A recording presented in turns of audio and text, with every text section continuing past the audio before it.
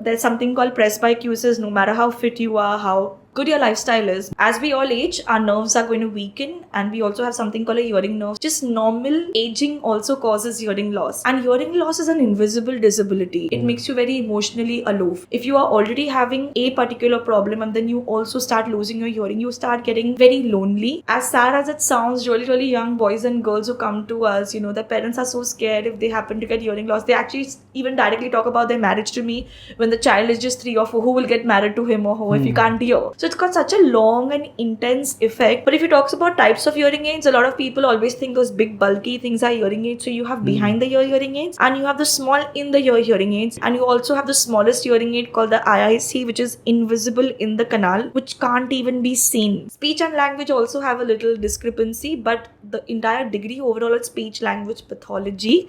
And in India, we are benefiting now. The program has changed where it's audiology and speech language pathology in India, but I've passed out a few years back. So I'm very grateful that I've actually been licensed in both. Hi everyone, welcome back to a brand new episode of the MADtherapy Sessions podcast. Our guest for today is Zohaa Thakur. She has completed her Masters in Audiology and Speech Language Pathology. Ms. Thakur is experienced in assessment and management in cases related to neuro-communication disorders, fluency disorders, and autism spectrum disorders in pediatric population, and helping children and adults with diagnosis and management of any impairment with hearing loss. The audio podcast is available on Spotify and Anchor. The links to that in the description down below. Drop a like if you like this video and consider subscribing if you end up loving it. And also don't forget to comment down below your thoughts on the podcast. Till then, enjoy the episode.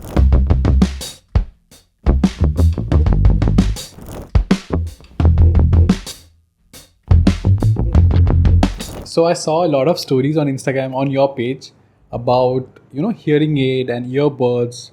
And can you share something about it?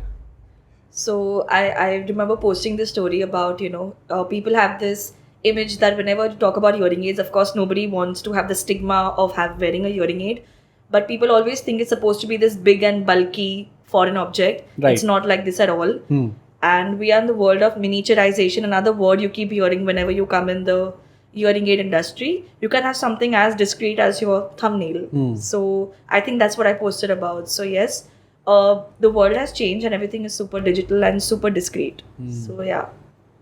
So anything else in when you say miniature, how different is it from a cochlear implant? So basically hearing aids, when I talk about miniaturization, is basically the small size of a hearing aid. And of course, when you go in for a hearing aid, everyone wants something, which is not going to be seen. But it's not as simple as that, because there are a lot of things we take into consideration before dispensing, not prescribing. The correct word is dispensing a hearing aid. But a cochlear implant, as the name suggests, it's an implant. It's invasive, and a hearing aid is not an invasive. That's the biggest difference. You can remove it while sleeping, while showering, but with any contact with water. But an implant is an implant, and the entire criteria for the two is very different. Okay. And by law, the cochlear implant only comes in picture when a hearing aid is not helpful. Even when people go in for an implant, with whatever decisions are made by the surgeon and the therapist together, there is a 3-month period ideally. New rules are revised all the time, that if the child or the adult doesn't benefit from the hearing aid, then we talk about implants, because you're like invasing, So they are absolutely different verticals in audiology. They're not the same. It's not vice versa at all. So yeah. So now, like when we have an expert on the podcast, just wanted to ask you, how does hearing loss actually happen? If you could just summarize it in a very easy way. So hearing loss actually can happen to anyone, anytime, to be honest. There are so many different reasons. It can be through birth. It can be prelingual, postlingual. That means before I acquire language, after I acquire language. And the reason for using that term is because the biggest worry, people get scared, if you can't hear us, you can't speak, because this is your input and this is your output. So it makes a lot of difference if you acquire hearing loss before acquiring speech and language or after speech and language. That's a very big decision maker. It can also happen just sitting in the car. Like I have a lot of clients who have something called sudden hearing loss. And it's all about timing in that. Like, if an injection is given within 48 to certain number of hours, we can try getting the hearing back to normal. Otherwise, if you come to the doctor after that, probably you'll stay like this all your life. So there are instances also getting hearing loss as a secondary effect because of a medication for some other issue that you're facing. You can also get hearing loss accidentally. You can also get hearing loss via trauma. You can also get hearing loss because of just aging. There's something called presbycusis. No matter how fit you are, how good your lifestyle is, but as we all age, our nerves are going to weaken, and we also have something called a hearing nerve. So just normal aging also causes hearing loss. So it can be genetic, it can be accidental, it can be traumatic, it can be a secondary effect, it can be a syndromic effect, it can be if your parent has it, probably you get it, the husband or the wife. So there are many reasons for hearing loss. So it can happen anytime to anyone. Yeah, but sudden hearing loss is something, if anyone gets it, you should just make sure you just reach out to the ENT as soon as possible. Are there ways to delay the process of a natural hearing loss? There's nothing like delaying, but there is first of all just this actually pushes me to a term called types of hearing loss. The basic thing which we get to hear, can I become a normal again? Like if I'm, first of all, we don't use the word deaf and dumb. The right word is a hearing impaired person, but you can never get it back if the nerve is involved. So we have hearing losses where the nerve is involved, and hearing losses where the nerve is not involved. So if the nerve is not involved, you can try to get it back to normal. It's called like a temporary effect. But if the nerve is involved, even if you put a hearing aid, you're just amplifying the sound which the person can't hear, but the hearing loss stays. Got it. It can never be removed. But yes, if you have certain tips and tricks of how to take care of your ears, you can avoid getting a hearing loss faster. And maybe some point later in this session, I could talk about the noise-induced hearing loss, because if somebody is using blasting headphones, yes. Right. But you can share it now. I mean, what are the tips and tricks what people can, incorporate in their daily life? So in the daily life, first of all, it's also job-related. Unfortunately, people who are in the airline industry, like especially the pilots and people who are in the profession of like diving, these two careers are very hearing loss-oriented careers. Unfortunately, even for example, ONGC workers, they are in those kind of conditions where even if they want to take care of their hearing, their job profile is such that their hearing is hampered. But otherwise, if you are into professions, also if you're, working in like a call setup where you really need to use the phone a lot of headphones, especially in the pandemic, a lot of people were like having, what kind of earphones should I invest in, because I'm always having all my calls online. So few tips and tricks is that never put the device, whatever you're using, on full volume for hours at a stretch. You have to keep removing your headphones, whatever kind, supraoral, circumaural, inserts, Bluetooth, iPods, whatever you're using. You have to let your ears breathe. You can keep alternating also, to let your right ear and your left ear breathe. Anything above 80 dB, which is the decibel, it's the professional value in hearing, right? So anything above 80 dB for more than 8 hours is said to be a risk factor for something called noise-induced hearing loss. Okay. And the next question would be, what kind of, headphones should you invest in? So anything which is as far as possible from the kaan ka parda or tympanic membrane, which people say is the best. So for example, the Supra or what we're wearing right now is better than the insert. Over the further away, this cushion effect, it doesn't let that much intensity go in. If I wear something like an insert, it's much closer to the ear canal. Because now when you walk on the roads or yes. The entire market has been flooded with those true wireless earphones. But and everyone has them, including me. Yeah, including me too. So I mean, they're not that safe. They are not that safe, but you need to keep a timer, or you need to know about the volume. So the timing and the volume of wearing them, what is the intensity? Because everyone has a habit of going on maximum. Right. Like I always want to hear, every sound of my favorite song. But yes, again, go for what you want to. But yes, especially for people also who are fitness freaks, they also have a lot of issue because they're always using headphones to get that motivation to brush through a very intense workout. So then we definitely recommend speakers because they get so into their workout that they don't realize how much time is gone, and that gives a lot of clients of something called noise-induced hearing loss. And these are people between the age of 15 to 25. So they are the risk indicators of getting hearing loss early. So we can't avoid hearing loss, but probably we can delay it. So that's answering. So that's one. That's one. Changing the duration and the time period. The kind of earphones, the volume. Any other tips what you can give? Any other tips? Sometimes people who are having a lot of other issues, neural issues or maybe other hormonal issues, there are certain injections and medications which are unavoidable where you do get hearing loss as an effect, where you are asked to sign a consent form. I've seen a lot of cases where people have not been educated about this, who happen to lose their hearing. And hearing loss is an invisible disability. It makes you very emotionally aloof. If you are already having a particular problem and then you also start losing your hearing, you start getting very lonely. So at these times, I recommend people not to use headphones at all, because you just have one ear to go.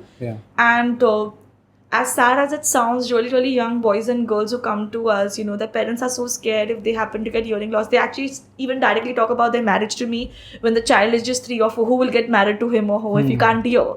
So it's got such a long and intense effect that these small things can go another way. Another important thing is no using earbuds. Because a lot of people don't know how to use earbuds, and that causes a perforation, which also causes a hearing loss. Right, true. So, and everyone is, even if they don't accept it, they're guilty of putting... Yes, so that's another cause. I'm not saying every earbud causes hearing loss, but if you really insert it, you can get a perforation, which is not a very good sign in the long term for hearing. Because you have all the secretions, and then you can't put your favorite headphones in.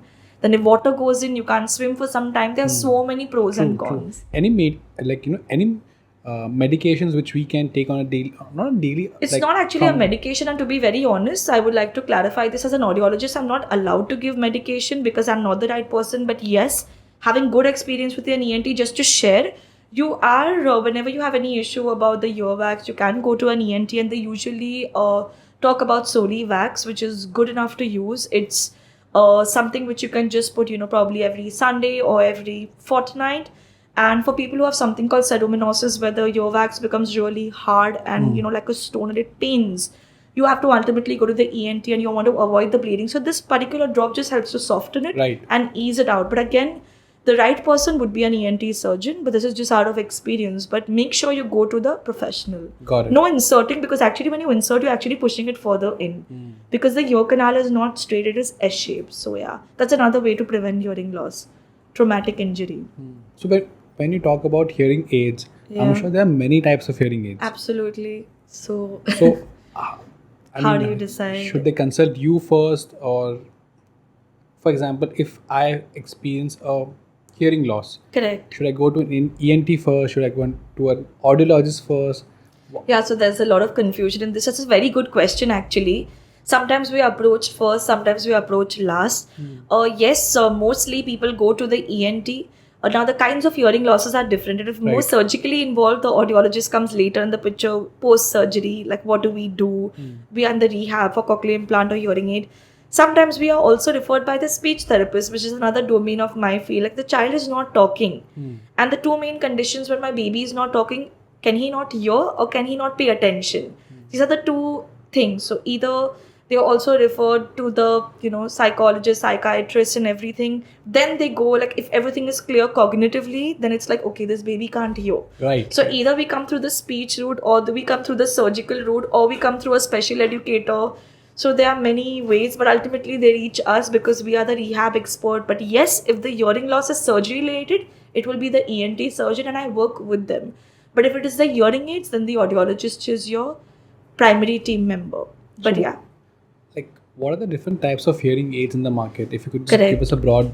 So they are, first of all, today in the world that we are in, everything is digital. But hearing aids are very expensive for people who are not aware. So we do have something called analog, semi-digital and digital hearing aids. Today the world is digital, where we have everything, compatible with the phone. It's like your hearing aids work like Bluetooth devices, where you can play your favorite song, you can FaceTime, WhatsApp, everything. Without even touching the phone, you can answer calls. So today we are in the digital world.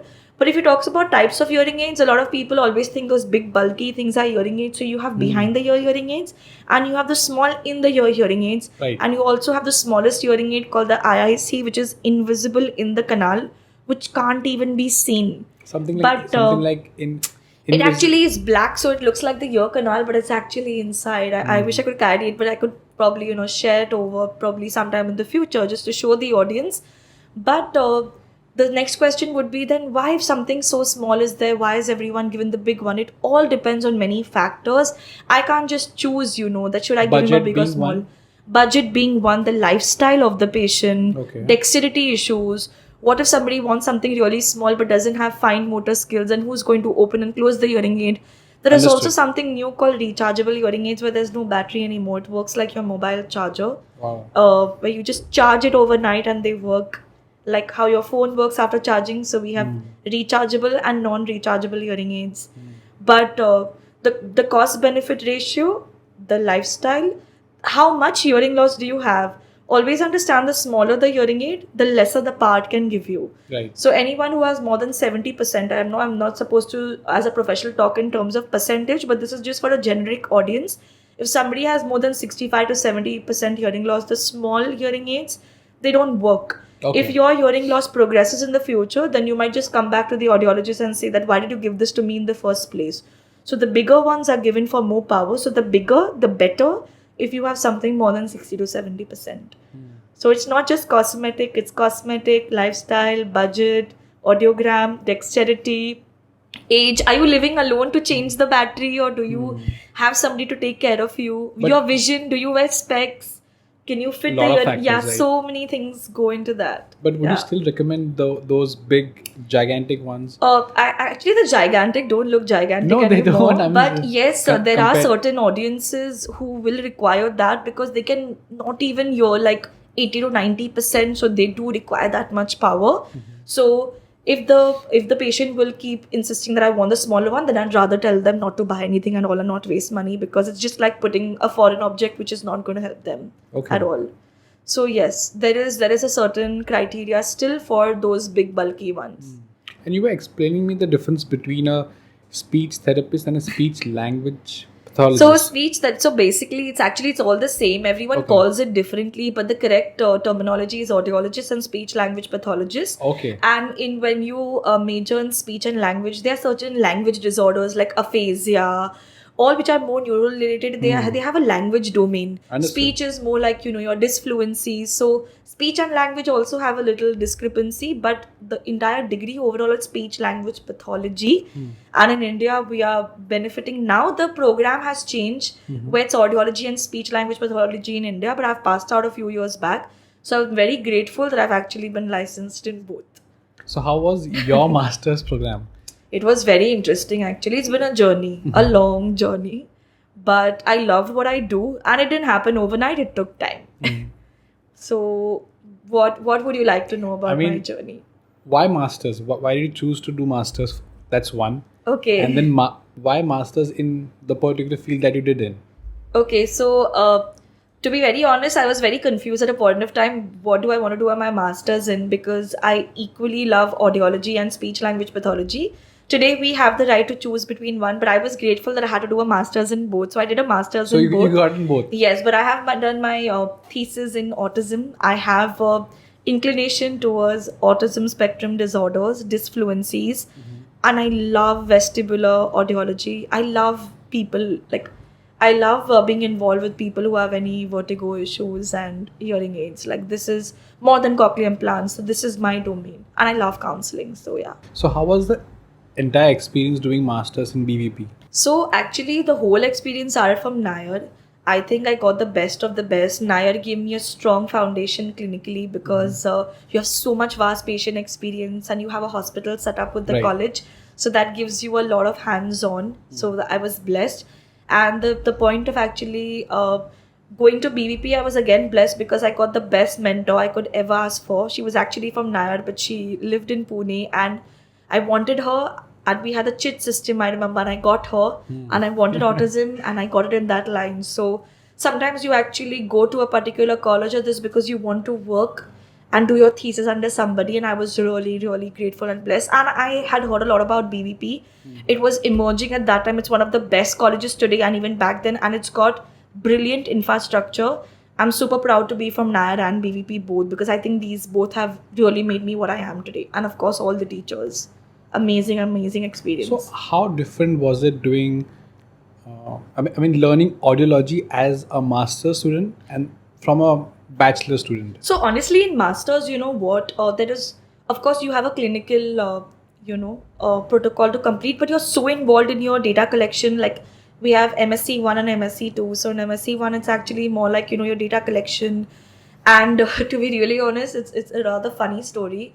The my book was so big that I kind of needed to stitch it up. It was not getting bound. Your and thesis? They have my thesis. It was like so big that it was like being called like equivalent to a PhD, and like 6 or 7 students after me have made their thesis out of a part of my book. Wow. So my entire first year and 4 months just went in doing my thesis. I just gave my exams. There's no masters. It's just all about a dissertation. So was it intentional, like putting all your efforts into writing? Actually, I enjoyed it and I had the best guide, but it was a challenge because I was the first, so I had to do everything. And the girls who came later, they kind of had some protocol, but it was very challenging because my population was preschool children 0 to 4 years. Okay. So that is an audience who can't give you, verbal feedback, but it was amazing and I loved every bit of it and I'm really proud of it.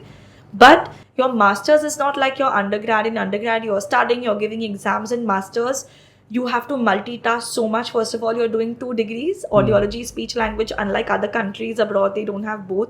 Then you're doing your data collection. Then you have to pass your exams. You have to give your vivas. You have to attend lectures. So where the 2 years go, you don't get to know. So I think you have to be very balanced emotionally. And if you're staying away from home, you have to be even stronger. Got it.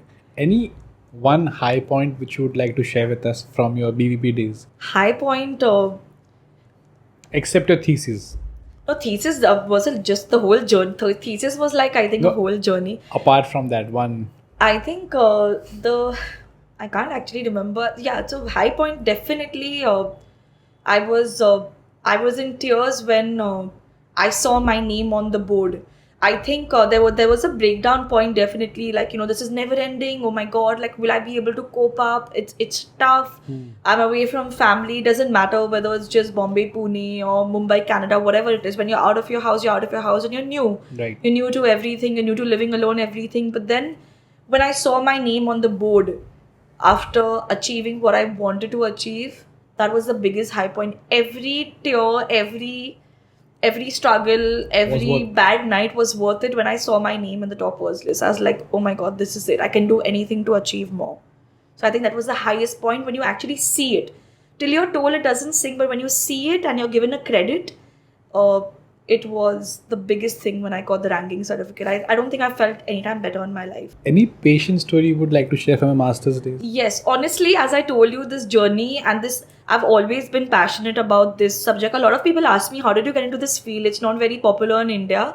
So people who know me like really well, it's not about the kind of academic scores I had very diverse interests. Like, it's a funny story actually, and I would love to share it. I was very clear I either want to get into something related to the human ear and speech. Like, I had an option of dentistry, I had MBBS, I had got a very good CET score, but I was very sure that if I'll do something in this, or I will do media.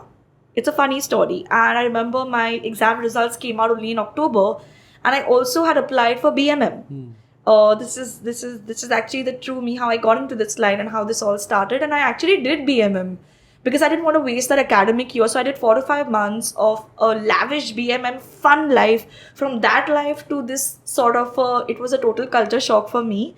But, and suddenly that change, let me tell you, I was not in love. I was like, what am I doing? Did I make a mistake leaving media? Because that's like a fun 4-hour college, chilling, watching movies is your homework. Right. To this profession. But I fell into love with this field when for the first time in my life, I remember still it was 7 or 8 months down the course, till that I was still a student, when I helped somebody hear sound for the first time. And that patient broke down in happiness because they had never heard a sound.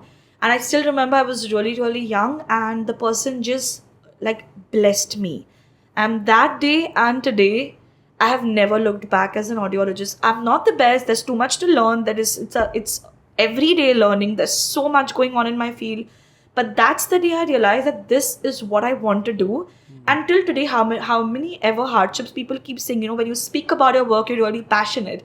I think that particular, I still remember that patient. I still remember her face when she blessed me. That changed my life. That I'm not God. I don't have the power to give somebody hearing, but I can actually make somebody be a part of the hearing world, which is so powerful. I can't tell you.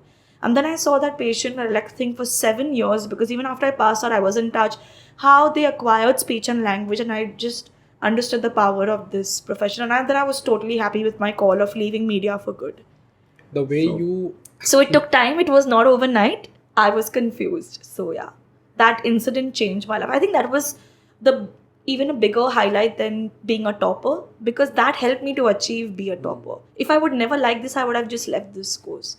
But the reaction and hearing sound for the first time, in fact, I would like to tell the audience, do sometime whenever you're free, if you're passionate about healthcare professions, just go on YouTube, go on Instagram and see, just look at the eye expressions of people who hear sound for the first time. It's such a humble feeling. You just want to do anything to help these people. So yeah, I think that's what drives me to study further and still keep learning. Those videos what you spoke about, like go on YouTube and see Yes. people getting to hear the first time. I mean, they have in millions and people. Have you seen them? Yeah, and when you see the comments, it's life changing. It's life changing, and it's. And when you get to be a part of it, I mean, Yeah. not the exact reason, but to be a part. Absolutely. See, even everything is not about the primary person who's helping. Even just being involved with these people, hearing them out, feeling them, honestly, that makes it's an irony to make this kind of a liner, but it makes a speech therapist speechless. That you can actually make a difference in somebody's life, and as you rightly said, you can make a difference by not even being very actively involved, being very passively involved. Even donations to these true organizations, NGOs Help, can help somebody afford a hearing aid. Really, people who really require it. So yeah, I would really, really ask people to And do what that. was the best thing you learned during masters? Patience. A lot of patience. Not patience. Sabr. Being calm, sabr. That's again a big joke. Whichever audiologists are watching, whoever want to get into this field, there is a word called threshold, which we mark on the audiogram report. Trust me, by the time you pass out from this profession, your thresholds of pain and taking crap from even the outside world, your thresholds, you will just become a very calmer person. So that is another thing you grow. Right. Just very, very calm. Now that you mentioned that, according to you, who should do this program? If there's an audiologist out there who's done her bachelor's and wants to pursue masters in that push, so ideally, who should do it? So first of all, you need to read up about the field. There's so much that you can major in, but you need to know that this is not like a surgery which gives you instant results. You might be working with children who don't talk for years.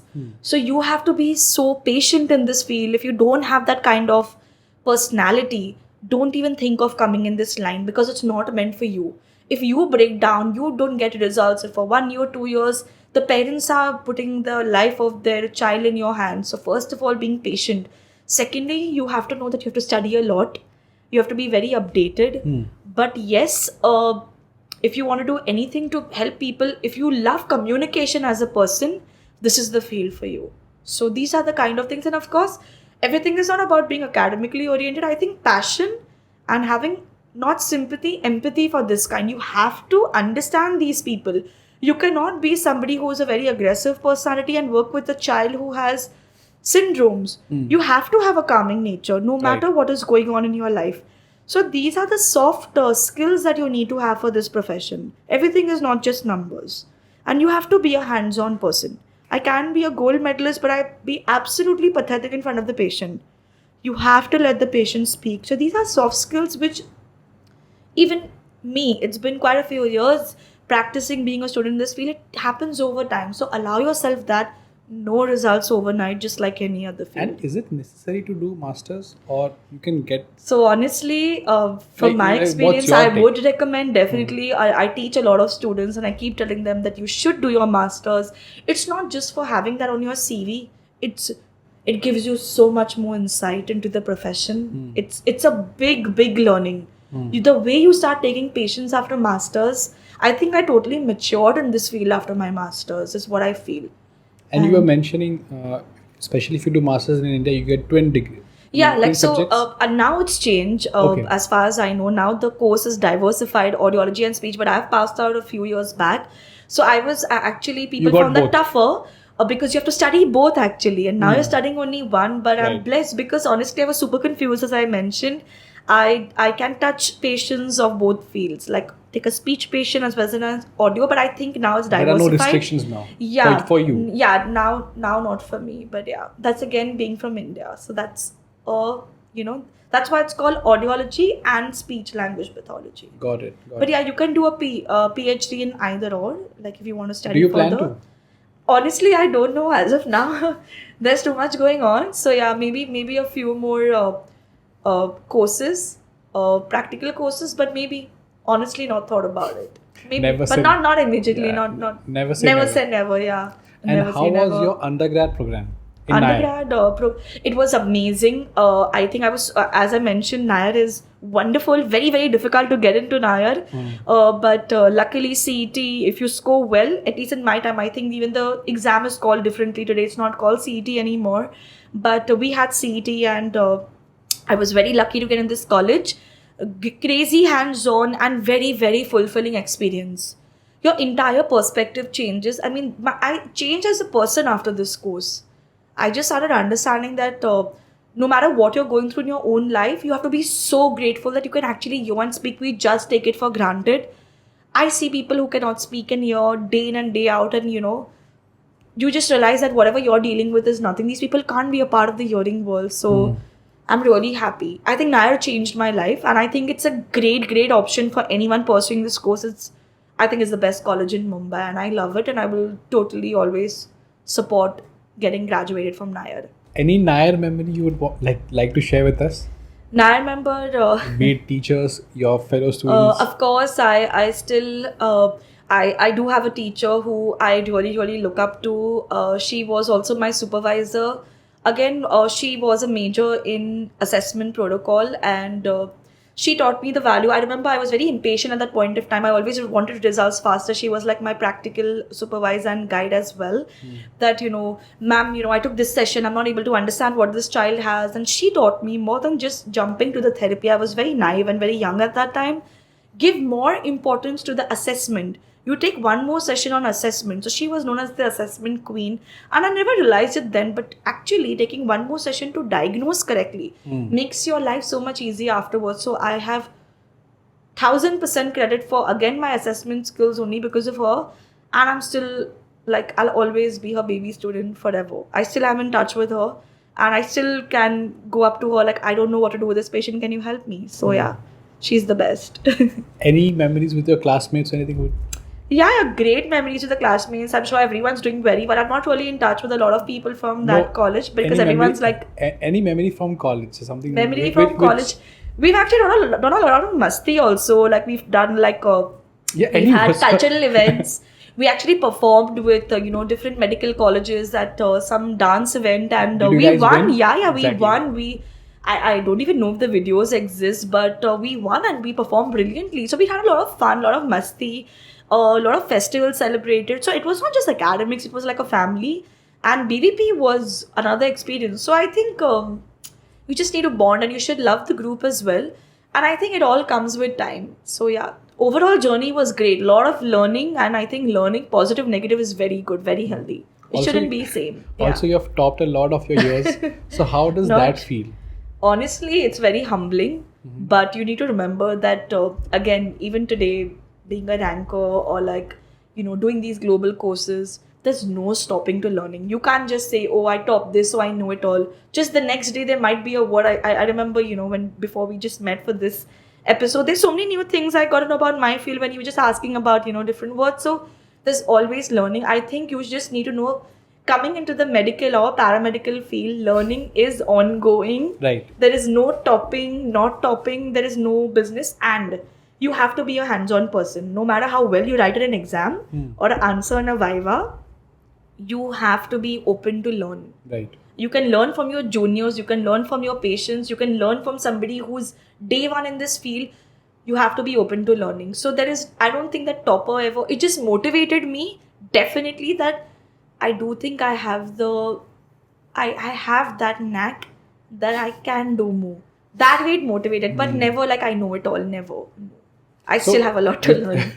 with so many highs in your college life, any one low point in your Yeah, there Nair? was not a Nair or BVP, nothing specific like that. There was a low. Sometimes you do, as I told you, you have to mature in this profession. There are times, you feel like you're not getting results with the patient.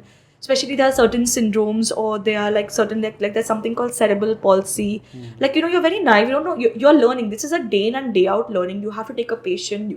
There's no rule book or like step by step guide. Of course, there are strategies, protocols that this is what you work around this order, this is what you focus on this disorder, but no two patients are the same. At the same time, even I will not fit the same hearing aid to two exactly similar reports because the person is different. Right. That only comes with experience, hard work, and sincerity. So there have been many points where where you're young and you're like, oh my god, I'm putting my heart and soul, my short-term goals don't seem to be get achieved. So it can be draining at times. But then again, when you start seeing it, you realize that, okay, this takes time. Right. So sometimes you do get frustrated. I have, like, not at the patient or myself, like, what am I doing wrong? Sometimes that's just the nature of the disorder. Any degenerative case, somebody who's, having, neuro issues, it takes a lot of time.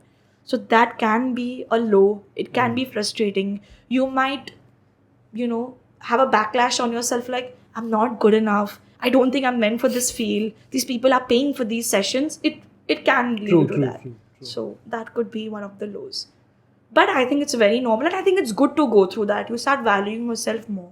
Yeah. So looking back now, Correct. in your formative college years, Nair and BVP, are there any things you wish now that you should have done more of back in college? Absolutely.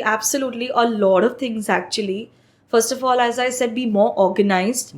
Understand the patient Organize better. in which way? Organize in terms not like, when, as I told you, like, I can't obviously compare myself today with a newcomer that I was. But being a little more structured, making the patient, listening to the patient more, as I told you, like postmasters, the exposure I got to, doing the global professions, I realized the importance of letting the patient speak. Actually, your job becomes so much easier. So not just being more bookish or following protocol, sometimes you have to be flexible. I definitely would love to make a few changes in terms of therapy, but again, I don't think it's negative.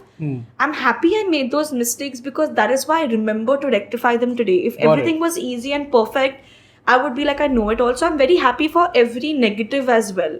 So I wouldn't call it right or wrong. I'll just call it pure learning. I won't want to change So anything you would about like to it. pinpoint as being organized is one of Yeah, those things being which organized, being a little more patient, being a little more receptive, letting the patient talk more, being a little more calmer. But again, I think you evolve.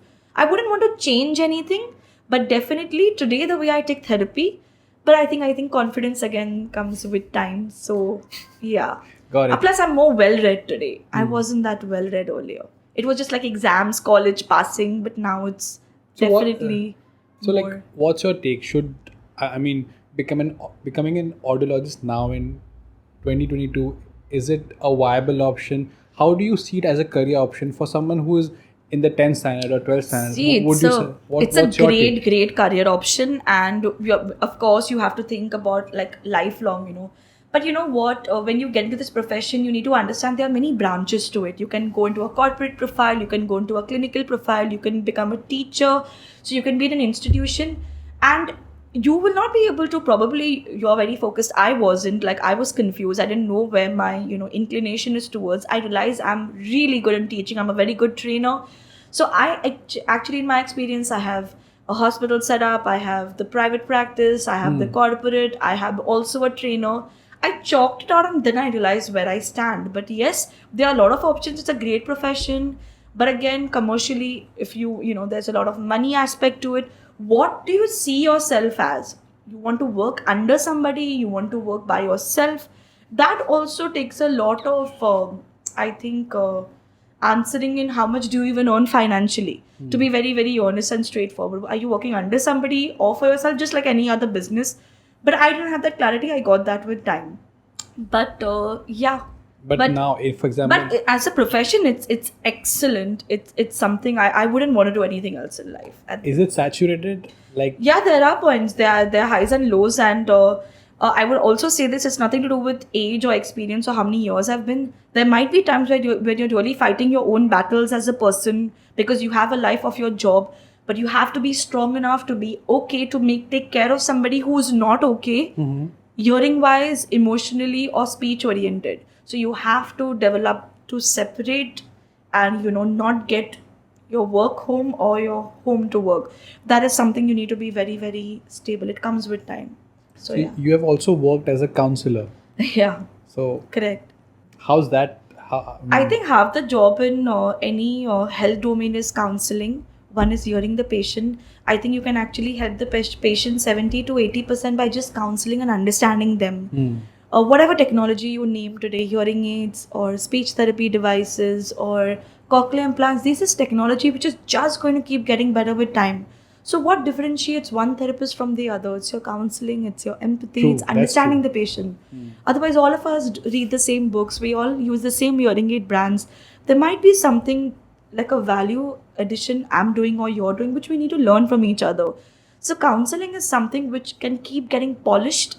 I'm still striving to become better. I'm not the best, but definitely it's improved. And there's so many wonderful training programs, not just in my field. I think in any healthcare profession, I've seen the best of the best doctors and patients coming to me because we call this doctor shopping.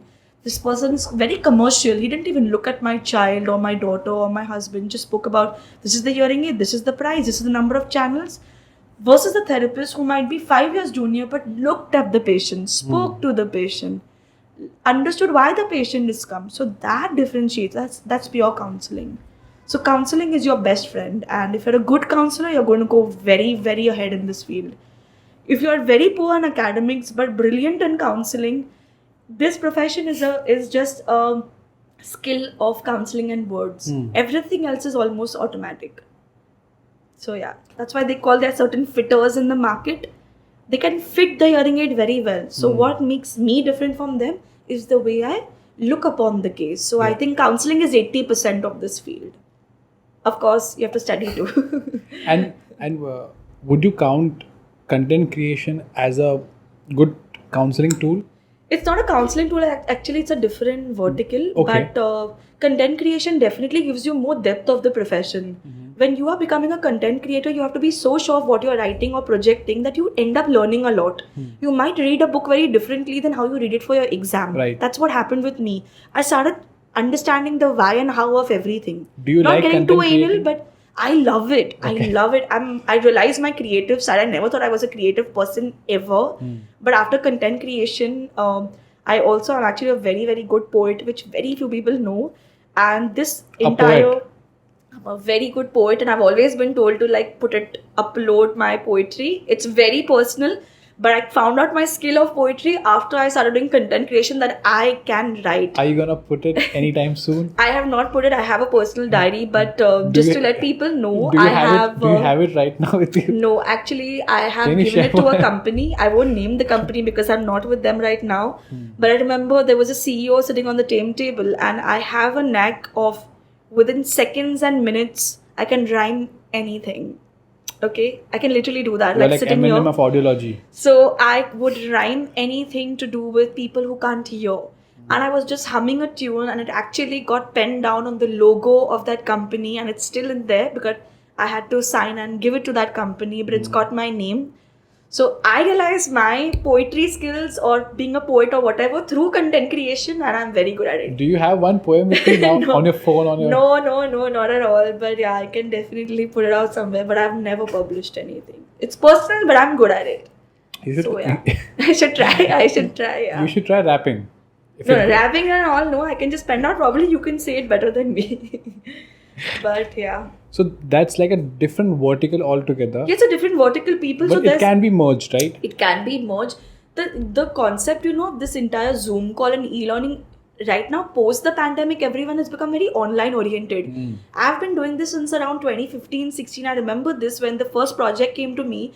By e-learning or doing, how can I do a course online? I'm paying for it. Right. It didn't make sense. I'm not getting the full vasuli of it. बराबर नहीं कर रही है. The same thing post the pandemic, everyone is okay to do every launch online. That's called a soft launch. So the entire vision, and I've heard the other episodes on this by all the other fields, people you've spoken to, and I saw this thought being shared, which I totally second.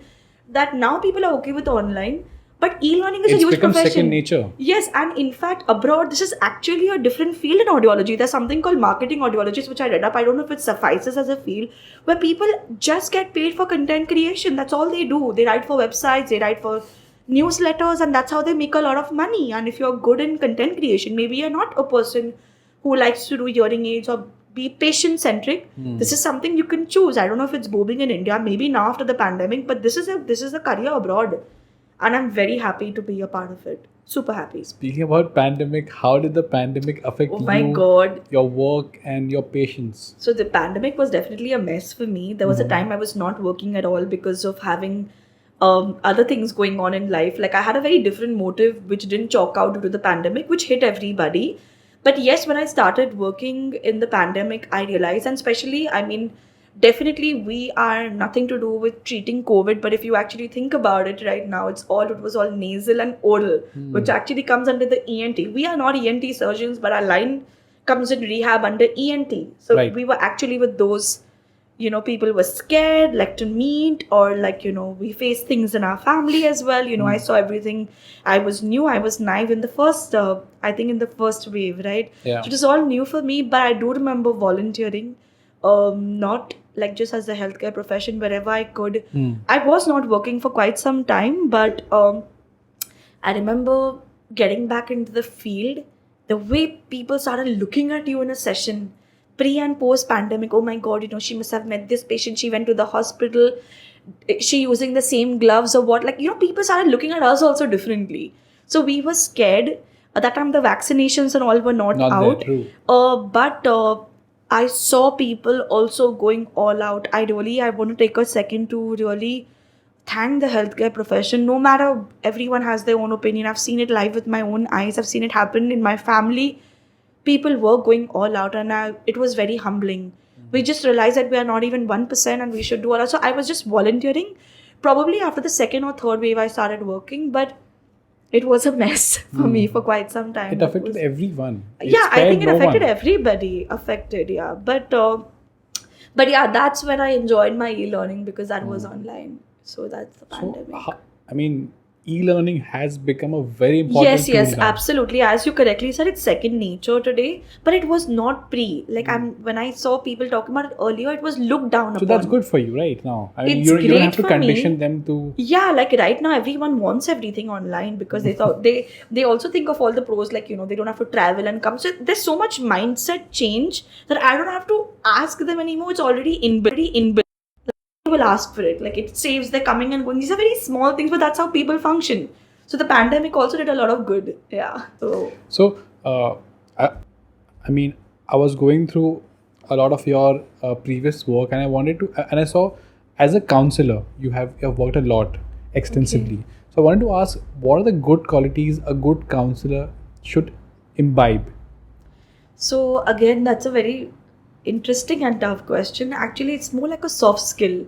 There is no protocol to be a good counselor. First of all, it's a personality. Yeah. Also, you need to let the other person speak more. There is no way of counseling. It's everyone's counseling is so different. Both of us can look at a similar patient so differently and give an entire experience differently. So counseling is something which I wouldn't use the word customize, but you should have that skill if you want to be a good counselor to understand the patient so well that you can actually customize your words according to what they want to hear and should be able to hear. Got it. When I say want to hear, doesn't mean to sweet talk them, not that way, but Not what like they that. should be hearing, not something which has to be told. So again, it's a soft skill, but I don't think counseling can be learned at all. I think it can just be, I think you can improvise, but there are a lot of strategies in counseling as well, actually. When you actually do these courses, there are ways to, and actually counseling also involves something which I learned in one of my courses, a lot of emotional well-being of the patient. If you are able to connect with the patient emotionally, you have won the patient. You can do it in a matter of 2 minutes, 5 minutes. So knowing how to come to that baseline with the patient to emotionally connect, the patient might pay you 10 times more, but emotionally making them know that you're there, that's when you win the patient. And counseling is what I feel. And this is not restricted just to my profession. This is related to any. If the patient feels at home with you, that this person understands what I need, that's called needs-based assessment. It's all related to emotions. This is something which I think people don't really know, that emotions is a huge factor in counseling. They think it's like I tick box this, then I ask this, then I ask this, then I ask this. But there's no patient in that. It's just you. So, I could give an example. If I see a hearing report and I do it the textbook way, so I'll be like, okay, I need to check what are the thresholds, which hearing aid will go, what is the budget of the patient, how many channels does the patient need. I don't even need to talk to the patient. I know everything academically. Versus the patient who's counseling. Put the audiogram aside. I know it all. I know what the patient can hear. The person with this report cannot hear the sir, cannot hear the sure, cannot hear the for. I know that. But I won't say to the patient. I will ask the person, what are you facing a difficulty in? Let the patient feel heard. I know the solution.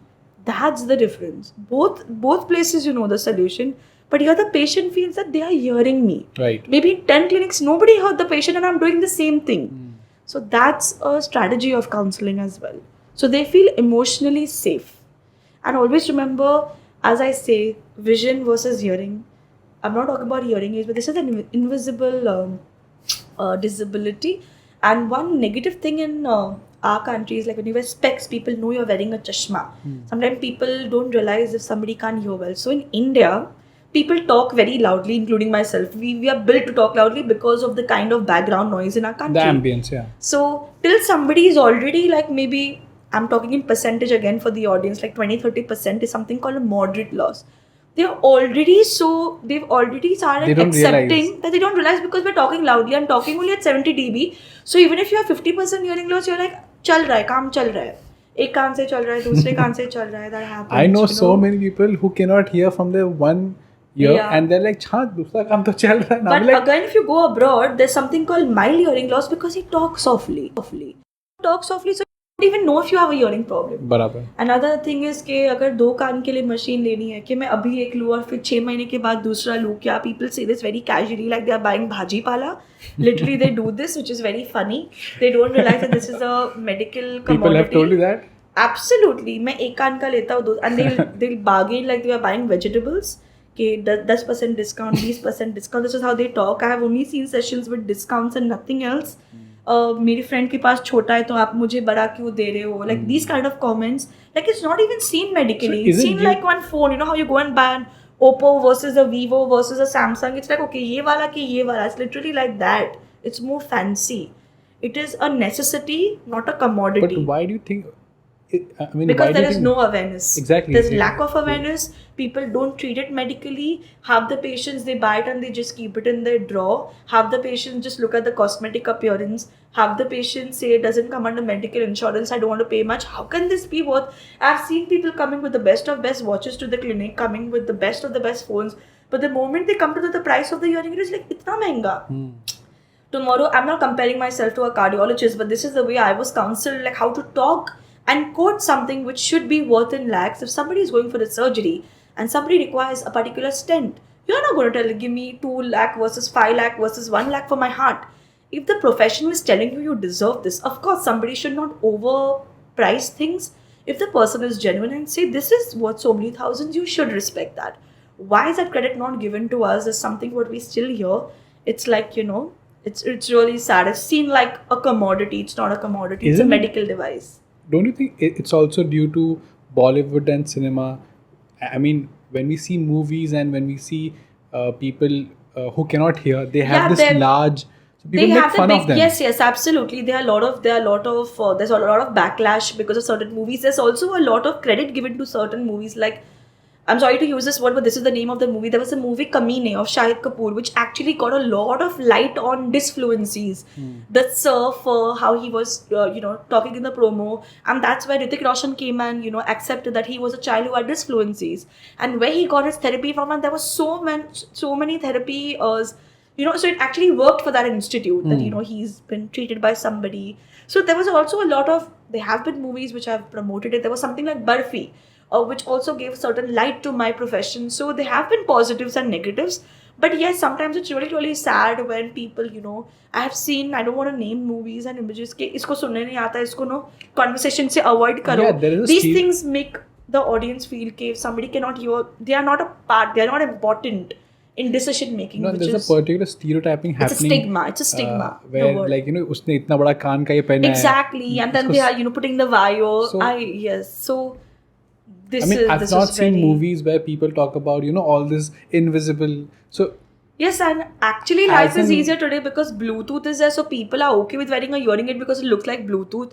Also, people should know this iPods and all which are come, they're actually been bought from the hearing aid industry before Apple came out with all this. All these concepts, these are nothing but like hearing aids in a different. They are not hearing aids. I'm not saying iPods are hearing aids. Do you know? I'm trying to say the Bluetooth technology is the same. So today, if I give a patient a Bluetooth hearing aid, they are okay to wear it before the AirPods or I'm not a person who uses Apple or whatever. Any Bluetooth hearing aid was launched before to convince. It's like, oh my god, how can I show? But today they will wear the same big bulky thing, however big, like a boat or something, because it's fancy. Yeah. So today the hearing aid is more widely accepted, but it's actually all the same. It's become a status symbol. Yeah. They actually asked me, can I get it in pink and orange? And earlier they would be like, we just want the skin color. So the market is changing for sure. Do you know Apple has technology? So if you're wearing an AirPod and if you have an Apple Watch and if your surrounding has ambient sound which is more than 78 dB, it gives a notification. Yeah. So Apple has a lot of features. Like it's also got the I wouldn't name all the features, but there are quite a few features which help a person, to relax or understand if they're going overboard. Even actually, to be very honest, even in the normal Android phones, if you hear, maybe you just love hearing music and studying, or you're somebody who loves psychedelic trance or something with a lot of highs and lows in the music rhythm. So what happens over there, I have seen the phones give that indication. Suddenly the volume becomes low and you'll get a pop-up notification. All the digital phones have that you've been hearing for very long over a period of time. This can be hazardous. Right. So these kind of notifications, not just Apple, it's a small step, but they are giving, importance to that. And even a lot of Bluetooth headphones, if you see, if you pay a little more price, of course, Apple is premium, even because there's a certain population which are, I'm a total Android lover. They have these features which give you these signals. Hey, it's overboard, or would you want to reduce the volume or let your ears breathe? So it's there too. I had this question for you. How we do blood tests, we do dental checkups. Correct. So are there any tests which everyone should do that's to a get very, their very ear good checked question. once in a while? Absolutely. So there's something like the most basic test called audiometry. Of course, audiometry requires you to give a response. So usually very small children can't do it. But there are certain tests, just a basic hearing evaluation. You have different hearing evaluations for different ages. A small baby can't do an audiogram. So we have different tests for that. But usually if you know you are at risk for hearing because of your jaw profile, you won't even believe it. Like the airlines and all, because we work with them, they are checked every 6 months, or 8 months or 1 year, because if they're having a cold, if they can't hear, how will they help? Because it's the safety of the passengers in the aircraft, right? But otherwise, there are a lot of hospitals who have health checkup packages where you can once in a year always go and remove a hearing report.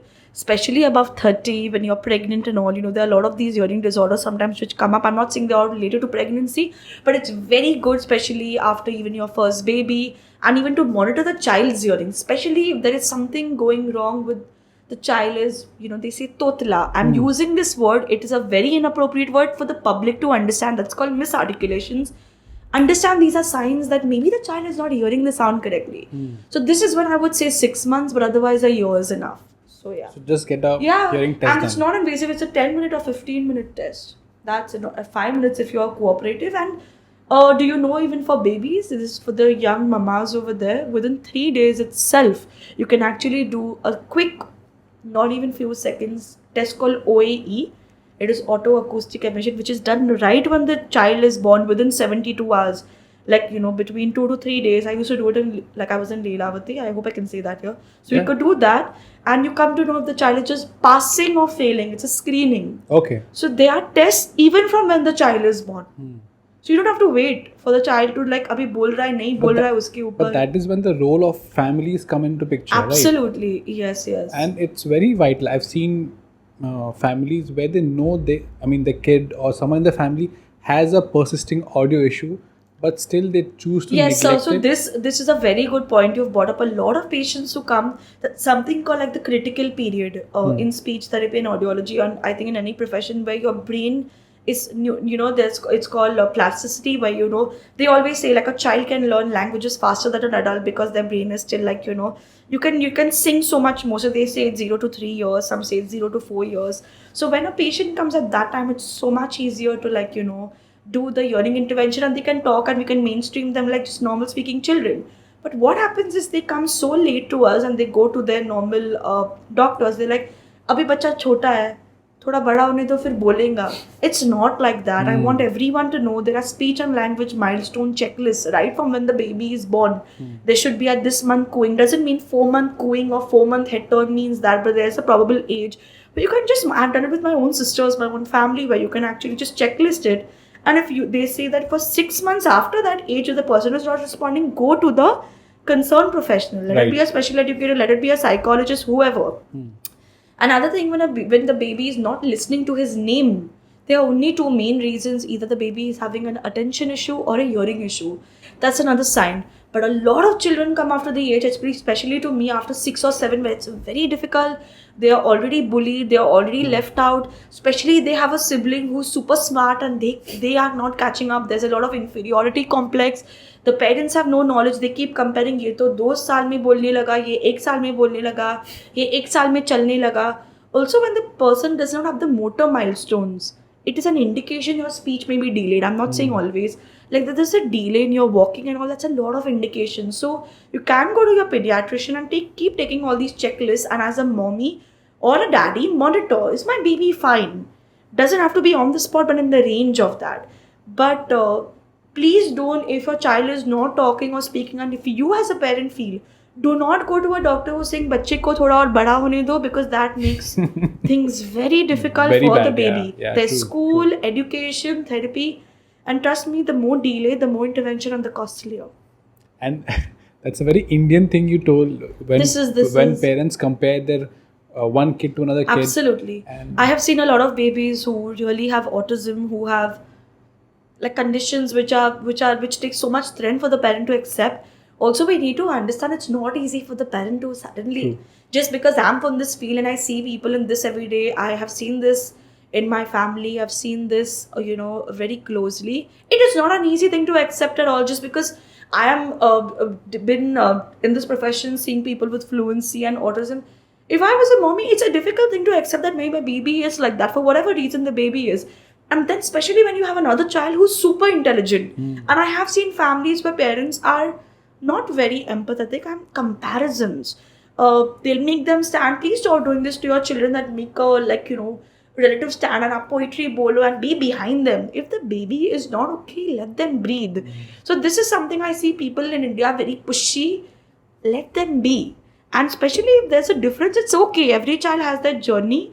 But no, this one started working in 1 year, so why is this one not working? They come to the therapy ये इसका सब normal था, इसका सब 2 महीना पीछे चल रहा है. This statement only is incorrect. So I would like to tell the parents to take it easy. I'm already happy a lot of schools in India, in Mumbai itself, they kind of connect with us where a lot of these talks are given. We are called as counselors, once in a month, and these are special value addition services where now parents are counseled that if you see this, do not react badly. So the tagline is respond, don't react. So yeah. That's wonderful. These are nice things to tell parents, because it's not like only one child is born. And yeah, especially I've seen if there's a problem, I wouldn't even say a problem, there is an impairment. Always the other one turns out to be way too intelligent. So we need to deal with it, but no comparisons. I think that's the absolutely negative way to approach it. You're just making it worse for yourself and your family. In fact, the older brother or the younger sibling, whoever is able to, should be a positive factor. Right. Their milestone should help the Motivating other, factor. motivating, not demeaning the other baby. But yeah, I think comparisons is something which I've seen in every household here. I don't know why the conversation even goes that way. So you do so many things. Wanted to ask you, what motivates you Motivate on a as in daily for basis? this? No, on No, a I daily basis. also have like my own things going on, definitely. Sometimes it's like, you are having your own things going on, but when you realize that. Sorry to interrupt before you give that answer. Because when people assume you're from the healthcare industry, they assume a lot of stuff about you. Absolutely, yeah, I get that all the time. So I'm like, sure. but forget the healthcare. In fact, I'm not even like a doctor. Like, we are from the paramedical field. Let me make it very clear. We're not supposed to be called doctors till we do our PhD, and I'm very okay with being called my name. Whatever bachelor's or a diploma or a master's might call, we're not allowed to call ourselves that. But people always have this, you have your own personality besides your career. You can be brilliant at your career. You can be a topper. You can be the last person in the batch. All that is one part of your life, right? You can have your own personality. I love sports. I have been in the sports field for so long in my life before I got into this. I love dancing. I like poetry, which is something nobody could chalk out. Like, how can she, like to do that? That is something, it's a hobby. I think you need to post one poem. I will for you. Please. For sure, and I will put your name in that poem. Definitely. Okay, so it'll be a little more customized. But yeah, I think it's very wrong to judge anyone from their profession. If somebody has a bubbly personality, I'm not talking about myself, I've seen that happening to a lot of people in my field. You're supposed to be, if you're a topper, you're supposed to have a big chashma, you're supposed to be nerdy, boring, can't be a conversation starter, has to be very boring, cannot have any fun element in their life. Right. Why can't you have it all? Why can't you work hard, party harder? Why can't you be super balanced? Why can't you be maybe a fitness trainer in your free time? And I'm not that at all. Maybe you just love dancing, you love swimming, you love going for holidays, you love just chilling. Why can't you just be brilliant at that? And also, in fact, I look up to such people. It's not even related to my course. I think you can be super brilliant in something absolutely different, and there should be no judgment at all. I don't understand this concept that, looking at you, we cannot think you're from this field. I mean, how does the one even speak like that? I'm sure you must have got it as well. I think it's fun to have a goofy and a lighter side. I got it 2 days back. I can't believe you have a podcast of your own. I'm like, absolutely, like this is a very good analogy to give. Like, imagine you're so good in what you do. You're doing all these. You're doing things which I didn't even know existed, like, in dentistry, and there's so much to learn. There's so much learning. At the same time, managing like this, collaborating, I totally kudos to you on my episode itself. Like, coordinating, arranging, content, paralleling that with patients. Why can't I applaud you for that? Why is it like, oh, I have seen people in a similar zone, like, oh, now you're becoming a blogger, now you're becoming a YouTuber. What's the point of studying so much? Why can't you appreciate that this particular person is there collaborating people and sharing the knowledge? Right. Why is it seen like, oh, a YouTuber, oh, are you earning more money in YouTube? So what happened for all the dentistry you learned? Like, that is so low. So that is what I was talking about. There's just one perspective, and I think that's very wrong. That's one that you face it too, right? I face it all the time. So that's one motivational. I totally have I have learned so much from you. If you can do this and your patients, and you're going for these camps, and I see you in these sport events, I think if you can do it, it's such an inspiration. I think it's vice versa. Like, not at all. I think there's so much to learn. There's a lot of talent. So, that is it, or is there more to you getting motivated to, because you do so much, which there's lots more to do actually, but I think in terms of the career, you want to help people. Definitely, I love helping people here, and there are a lot of people I take inspiration from, and it's not just people in my field, people even randomly, that you meet. I love that I get to meet so many people in this profession, or also being a trainer, or interacting with people globally has given me so much exposure, so much understanding that there is so much more in this career rather than just seeing patients. And I think when you see the profession holistically, you just become a better therapist. Right. You start thinking things like, for example, I'll just give you a very small thing. This might be a very good tip for people. Like, when I was in this course, there is something called ear mole impressions that you take to take the, you put this impression in the ear. And earlier when we were in this field, we used to just ask ear-related questions like, can you hear? Do you have vertigo? Is your ear operated? Do you have any secretions from the ear? It was all hearing related. when I started venturing into more international courses, I realized that people started asking about diabetes. People started asking about, are you on any cardio, do you take any medication for any cardiac issue? And I was like, wow, I don't have to just look here. I have to look at the whole person. And a small tip for that is sometimes, okay, like, right now I'm not working, so I have longer nails, but usually when you're working, this is something not really, recommended in my course, because we have to like put your fingers in the ear for certain tests or the probe. So sometimes if a scratch comes or a wound comes while removing that material which hardens, it might not be the fault of the therapist. It might be because the person is on certain medication for cardiac issue, and you need to be informed so that you know exactly when to remove the material. And then it can become a medico-legal case that, oh my god, she was so unprofessional that because the ear doesn't stop bleeding. It keeps bleeding profusely. Right. So if you don't have that knowledge, which I didn't have till a point, I would think I did something wrong. But just by asking a simple question, which is not even related to the ear, it's related to the heart, which is not my field. But that helps me in my profile. So widening your approach is something, So these are small things. And I shared this with so many people and they're like, wow, yeah. I mean, why should we ask about diabetes and blood pressure and medication? Like, they're not related to the ear. First, they used to tell me it's not related to our field. Why are we interfering? We're not interfering. We're actually safeguarding ourselves. Okay, this person is a risk of bleeding. Let me be a little more careful, or let me make sure my nails are cut, or let me make sure I don't do it today. Absolutely. So that opening your mindset. And definitely, like, you're on dentistry, like we got so many patients, where they come, kaan ka dard hai ya dental ka, because it's, secondary pain from here. So actually having knowledge, not interfering in your field at all, right. but having some knowledge, maybe I can refer the patient to you, so you have to be open to, you can't just be stuck in your field. It's a team approach. Got it. Even when you're improving a patient, you have to work with the physiotherapist, the special educator, the occupational therapist, the psychologist, the audiologist. All of us help the same person. It's one person at the end of the day. So be open to learn, senior, junior, whoever. Yeah. You can't think you know it all. I'm sure I'm learning every day from you. So yeah. That's a lot of points for like as motivation for you. Yes. So we move to the last section. What is the last section? That's the rapid fire section, which is just introduced newly in this season. That's nice. Yeah, I mean, just few questions and you're gonna answer as quickly as possible. Okay, I'm gonna try. Which was your favorite year during your undergrad days? The first year. I had a lot of fun. Just fun. Okay. It was like just venturing, exploring the field. One thing you're tired of hearing as an audiologist?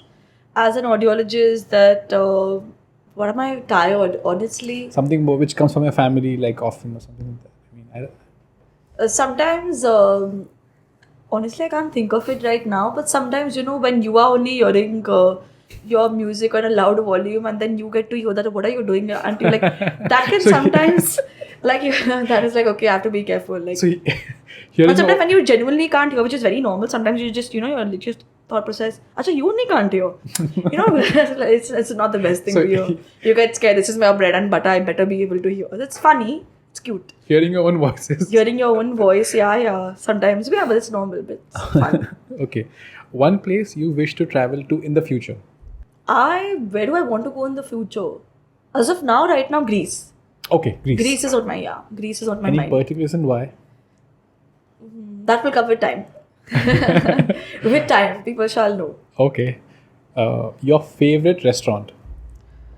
Right now, like, I'm a mad girl. It's not like just, I'm crazy about yaocha. I love yaocha. I love Chinese food, and I just love the Chinese there. Anything specific there? What absolutely love about right it? Now, I don't know why, but I can't name the dish. The dish, because my friend usually also orders it because we go together. But it's this prawn starter, and it's mad. I love it. I love it. Okay, great answer. 3 movies you can watch anytime. I have a very bad habit. People who know me, I can watch the same movie hundreds of times with the same interest and act like I don't know what's happening in the next scene. And don't ask me which movies these are, but yes, Jo Jeeta is like an all-time favorite. I love that movie also because I was in sports myself, so it kind of has a personal touch. What else? I love Khiladi. I don't know how many people know this movie. I was also very small, but I love this Akshay. I love that movie. I'm really crazy about that movie. And which other movie did I like? I had an obsession for this movie, Stree. Like a Three. mad obsession. The recently? Yeah, which people made a lot of fun of, but that's the truth. No, it was fun. It was fun. I loved it. I just love that movie. I used to watch it a lot. So those are the three answers. Yeah, but actually I'm a horror movie fan and I loved Conjuring, but just the first part. The first part. I was not a fan of the others. So yeah. One thing you would like to change in the audiology field? I would like to change the awareness. I would like to make people know that this is also a medical profession and not to bargain on discounts on like 20%, 30%. That commercial aspect of somebody's hearing is something that really, And frustrates it's an important me. sensory fun- Yeah, like, just because I don't know why it is not taken only. Like this is something I actually like to say 2 points, which I'm sorry I'm going off the question, but this is Tough to hear becoming that. important. Like now when I'm actually learning about healthcares in other countries, I also not just because you're a dentist by yourself, I realize that there's no dental awareness in this country. I myself suffered from that as well, which I'm very openly accepting. And there's so much importance given to it abroad. And I feel so sad that, oh my God, sometimes it's just late in life, sometimes we just don't know the basics. You might have these dental camps and all. So I see my career somewhere there in India. Like there is no awareness for such important things. Like these things are so, like even people who are like absolutely not bothered about their life, they take care of all this because it is brought into them by the country laws. Why not in our country? And this is a little off thing because you had asked me this earlier, and when you asked me to mention about the movies, I did have one turning point in my life a lot, which actually still, you kept telling me what keeps you motivated. It's not related to my career, but it comes back many times when I'm actually really low. I actually used to be an athlete, and there was a time I used to never wear spikes. I used to actually run barefoot, and I was at my best till you become older and everything. So I got spiked. Not intentionally, but by a friend itself, and just but my nail got saved, and I remember there were a lot of heats, and it was the final. And if I would not win that particular race, I would lose the championship. My father has been a very, very big support in my entire sports career for sure. And I thought, like, I was bleeding and I still ran barefoot. And I won that race with bleeding. And that was one of the steps when you go really low in life, that if you want to do it, you can do it.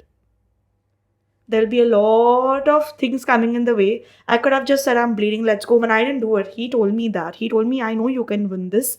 So that is another turning point of life. It's a very small thing. It was years back. But that was the lowest because I thought I was gone. It's like a jo jeeta hai, wo second. So that kind of made me sink a little maybe. But that happened to me in real life. I thought it was over. And I remember that race came after 23 days.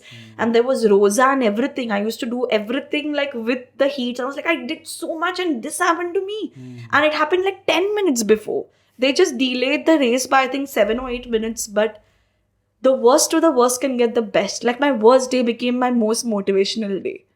So yeah, that is something I wanted to add when you spoke about naming the movie. Yeah. And when you spoke about the whole awareness thing, Yeah. there's a very famous thing what we have in dentistry. What? Dentistry is not expensive. Neglect is. Oh God, I'm going to put that in my room. No, So- but honestly, especially I repeat, like- I'm not saying this because of the dentist, but the dental hygiene. And it's given so much importance abroad. Like everyone has a good set of teeth, or they are made to, they're scared at an early age. I wish we had that here. True. It's really, there's not much awareness. Maybe now, but I didn't really experience any of that. I wish I had earlier. I This mean, is the personal- things are getting better. Yeah, hopefully in my profession too, but yeah. But still a long way to go, I feel.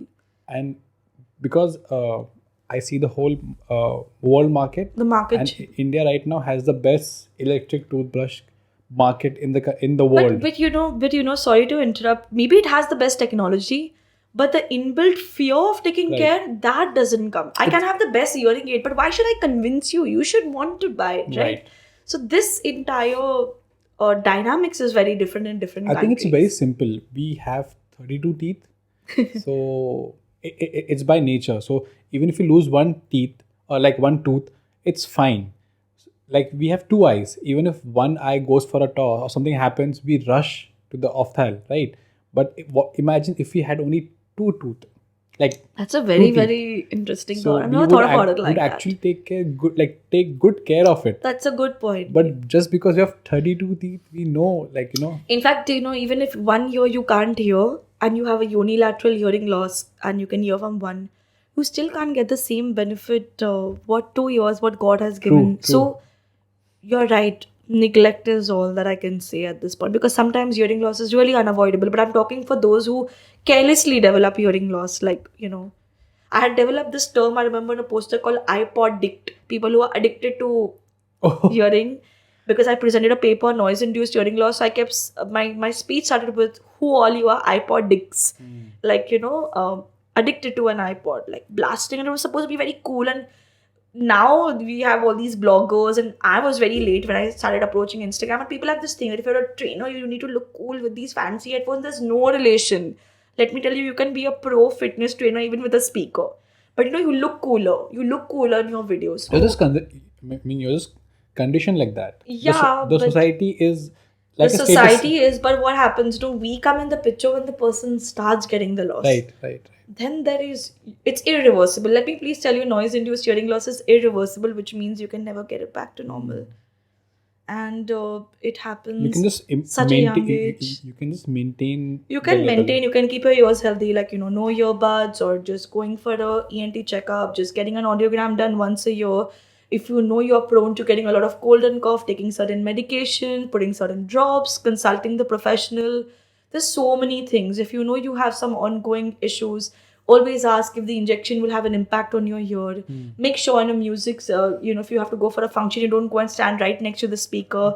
Let your ears breathe. Alternately, keep changing your headsets. Don't just go for inserts. If agar aapka kaam chalega with supraoral headphones, pay a little more, few thousands, get a better headphone. So these are few things. Also, there's something called ear protective devices, which you can wear when you can't avoid a very loud ambient noise. So there's something called EPDs, which are ear protective devices, which are very easily available, like ear muffs and ear plugs. Our last rapid fire question Last was question. What is it? if you were not a audiologist, I had a feeling this is going to come up. then what would you be? What would I be? I think I'm a very good public speaker. I know it's a little Like a weird what I motivational do. speaker? Yeah, I'm very strong that way. Like, I think, plus I told you that my second option was media. And even over there, with whatever time, I have no stage fright whatsoever. I love going and talking to an audience. I'm also actually, luckily I got this exposure and I realized I'm very, very good in anchoring. I'm a very, very good anchor. I've done corporate events, I've done fun events. I can create the entire schematic thing of the day. I think I would be an anchor. I would be a very good anchor. So I love talking and I'm good in speaking, is what I feel, if I was not in this career. I mean, you can do that later in your life. Yeah, probably, honestly. And I've done it through, people realize at NAC, so a lot of the events, because in corporate you have to have so many, launches and all. I literally do my presentation. I'm also anchoring the entire show. And I love it. It comes to me pretty naturally now. It's just inbuilt. I love anchoring, and I love... So yeah, maybe public speaking, but yeah, again, that's related to media. So that goes back to my, choice of she wants to either medical or arts, and people look down on me. I don't understand that. I was just very sure it's either this or this. I was gonna put a very controversial question. What controversial? To ask This you arts and science No, thing. to Because I got that, how can you go into arts? I was like, it's so tough to be in arts. I think science is easier. No. The question was to ask you your favorite sister out of all Oh your God, other four no, sisters. what? No, yeah, not So, at all. But for that, they should know I have now. We have 5 sisters. Yeah. So, who's your favorite? I should ask you that. I'm sitting on your show. I better be. It And my birthday is coming, so I better be. Hai na? August 2022. Zohaa is my favorite sister. Oh God. But who's your favorite? No, I don't think there's a favorite. I'm not putting you in a spot. No, it's not a spot. I think there is a sister for each sort of a situation. Exactly, you can be diplomatic. So there's a sister for the more friendly stuff. Of course, all of us are like friends. I don't think we have that. There's a lot of age gap, but that's never come in the way. But there is an advisor, then there is a intellectual one, then there is an emotional one, then there is a friendly one. It's not fixed like this, but there's a sister for each. I'll just say that. So, I won't say anything more. No. So who's your current flavor? There's no current favorite. What rubbish. Just because you have one sibling, I can't ask you this question. I should ask you who's your favorite out of the 5. I just said favorite. Acha, today No, ke liye I have for August. For August. Fareen Didi's birthday is also in August. She's, I think, what, day after. So yeah. You can't escape in that. Not in India. She's not in India. I'm going to make her hear this. But yeah, I think everyone has their own speciality. And you can't choose. I was not going to put that question, but I was like, I knew some sister-related question will come, but it's good. It's offbeat. But the best part I love about everyone's in a different field. Absolutely. Right. So it's all fun. And lastly, before we leave you, I wanted to ask you how important has been the role of your parents, your family, because not a lot of people understand that to do so many things, you require a good support system too. So there is no two ways about it. To be really honest, I know I've never got a platform to say this, but there was a time when I was very undecisive, to leave the media because I was already into that career, because this course started very late compared to the BMM that I was in. And it was my mom who kind of still told me, this is what you always wanted. Don't just get carried away because of all the glory, because it was fun. It was fashion shows, watching movies. Literally, I was in Jai and I was having a gala time.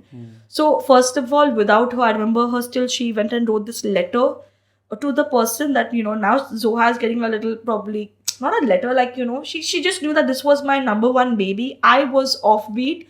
So it was her who got me back to reality. Definitely credit goes to her. If she would not go, I remember she went and submitted that letter or whatever documentation I prepared, I would not be sitting here today for this field. So definitely it's her, and overall definitely my parents to even allow me to study so much. I'm not saying it's something that should be allowed, but a lot of people don't have that opportunity. Exactly. It also takes a lot of money. It also takes a lot of time. There are people who want to do it and are not in a place to do it, and still supporting me, still allowing me to travel, to do everything that I want to do. And of course, my sisters, I don't think anything is possible, and they don't even have to do it proactively. Just being there, doing your own thing, I think that says it all. I don't think you can go far ahead anywhere in life. True. And it can even be passively. You don't have to show it out. You can just not be doing anything and be just doing your everything. Mere presence. Yeah, and I don't think I'm anything without my family at all, in anything. The topper, the no topper, the media, the letter by mom. The letter was not take her or something. It was a documentation file prepared, but I was like, nah, I'm already doing media. I'm in Jai Hind. It's the best. She just made sure the file reaches. She's like, this is what you wanted to do.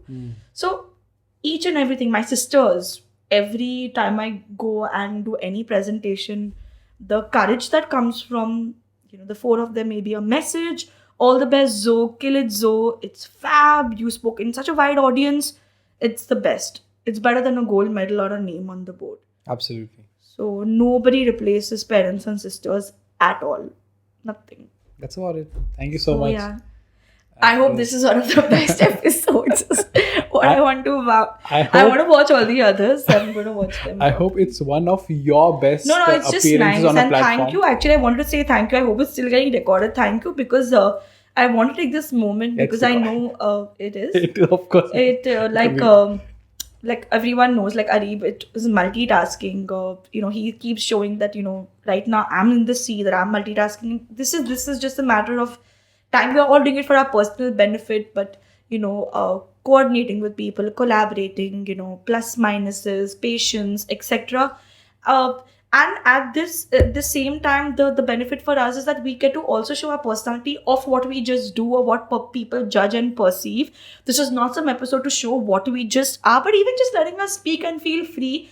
And honestly, when I spoke right now for whatever minutes, it actually made me go back through my own journey. It's and 1.5 grateful. hours. It's 1.5 hours. Yeah, just be grateful, and I'm nothing but grateful at this point, because you made me actually go back on my journey and realize that I'm nothing but just humble and grateful today, and I'm very thankful, and thank you for actually allowing me to come on this fancy episode of podcast of yours with all your other fancy guests. People don't realize how big of a star you are. I mean, not at all. You're just being too humble right now. Not it's at fine. all. Not at all.